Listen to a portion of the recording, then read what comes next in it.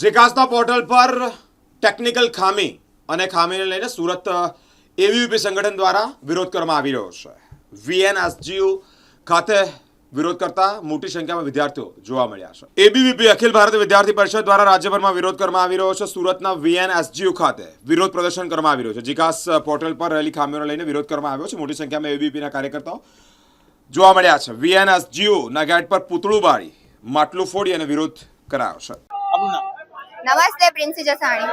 શું રજૂઆત છે કે અત્યારે ઉગ્ર વિરોધ વિદ્યાર્થીઓ કરી રહ્યા છે? આજે અખિલ ભારતીય વિદ્યાર્થી પરિષદ દ્વારા ઉગ્ર વિરોધ થઈ રહ્યો છે. એનું કારણ એ છે કે જીકાસ પોર્ટલમાં છેલ્લા ઘણા સમયથી ખામીઓ છે, પરંતુ આ ખામીઓ દૂર થઈ નથી. વિદ્યાર્થી પરિષદ દ્વારા વારંવાર આ માંગણી થઈ છે, પરંતુ છતાં પણ આ ખામીઓ દૂર કરવામાં આવી નથી. એટલે વિદ્યાર્થી પરિષદ દ્વારા એ માંગણી છે કે જીકાસ પોર્ટલમાં 100% સુધારો આવે, નહીંતર જીકાસ પોર્ટલ જ બંધ કરી દેવામાં આવે. આજે કેવા પ્રકારનો વિરોધ કરી રહ્યા છે?